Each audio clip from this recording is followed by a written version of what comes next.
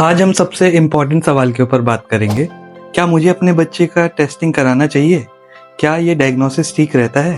Welcome back to our channel spell. मैं आपका अपना स्पेशल एजुकेटर अंकित अग्रवाल। कई पेरेंट बहुत ज़्यादा कंफ्यूज होते हैं कि टेस्टिंग होती क्या है या टेस्टिंग का प्रोसेस कैसे होता है, और अगर ये टेस्टिंग मेरे बच्चे के लिए होती है तो इसका कुछ बेनिफिट होता है या नहीं। जानते हैं कि टेस्टिंग या डायग्नोसिस होता क्या है। टेस्टिंग को आप एक तरह का प्रोसेस समझ सकते हैं जिसमें कि बच्चे की स्किल को उसके एज ग्रुप के अकॉर्डिंग देखा जाता है कि बच्चा किस लेवल पे डेवलप कर रहा है। क्या वो अपने एज ग्रुप के साथ डेवलप कर रहा है या आगे या पीछे है उस स्किल से। आप समझते हैं कि टेस्टिंग कैसे होती है या टेस्टिंग का प्रोसेस क्या होता है। Observation and discussion. Basically therapist या प्रोफेशनल आपसे और आपके बच्चे से रिलेटेड कुछ क्वेश्चन पूछते हैं, जैसे कि उसका बर्थ या उसका बेसिक आपकी केस हिस्ट्री, आपकी फैमिली में कुछ चीज़ें उनके बारे में पूछता है। बहुत सारे ऐसे क्वेश्चन जिससे वो बेसिकली एक आइडेंटिफाई कर पाए कि आपका फैमिली बैकग्राउंड या किस लेवल पे जाके आपके बच्चे को डायग्नोस करने की ज़रूरत है।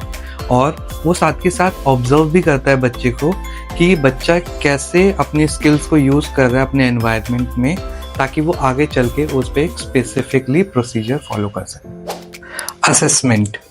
अब इसमें प्रोफेशनल आपने जैसे देखे होंगे कि हर सब्जेक्ट के लिए एक एक टीचर होता है, वैसे ही हर थेरेपीज के लिए एक एक थेरेपिस्ट होता है। जैसे स्पेशल एजुकेशन के लिए स्पेशल एजुकेटर या ऑक्यूपेशनल थेरेपी के लिए ऑक्यूपेशनल थेरेपिस्ट। हर एक थेरेपिस्ट अपने एरिया में स्किल्ड होता है और उसके कुछ स्पेसिफिक टेस्ट और क्राइटेरियाज होते हैं जो कि वो बच्चे में असेस करता है। उसको जान के वो बच्चे के एक प्लान ऑफ एक्शन बनाता है जिसके थ्रू वो आगे आपसे चीज़ें डिस्कस कर सके। Feedback and report time. इस टाइम पे बेसिकली आपका थेरेपिस्ट अपना असेसमेंट कर चुका होता है और वो आपको इवैल्यूएशन की तरफ प्रोवाइड करवा रहा होता है उसकी रिपोर्टिंग थिंग।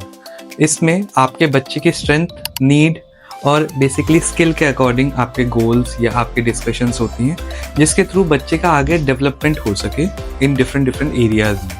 नेक्स्ट, अब हम जानते हैं कि टेस्टिंग कराने के क्या फ़ायदे होते हैं।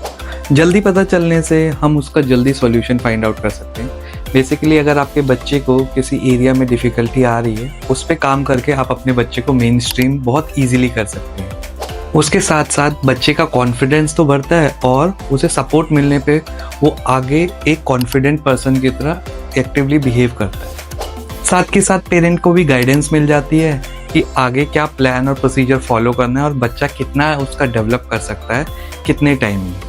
आपके लिए एक सवाल, क्या आप अपने बच्चे की ग्रोथ और डेवलपमेंट को बहुत क्लियरली ऑब्जर्व करते हैं? अगर करते हैं तो टेस्टिंग या डायग्नोसिस आपके लिए बहुत इंपॉर्टेंट एंड बेनिफिशियल रहेगी, जिसकी वजह से आप अपने बच्चे की सपोर्ट एंड ग्रोथ में हेल्प कर सकते हैं। अगर ये वीडियो आपको वैल्यूएबल लगता है तो प्लीज़ शेयर, सब्सक्राइब करें इस वीडियो को, और आप अपने क्वेश्चंस कमेंट में लिख सकते हैं, जिससे आपकी ही नहीं बल्कि औरों की मदद भी होगी उसके थ्रू।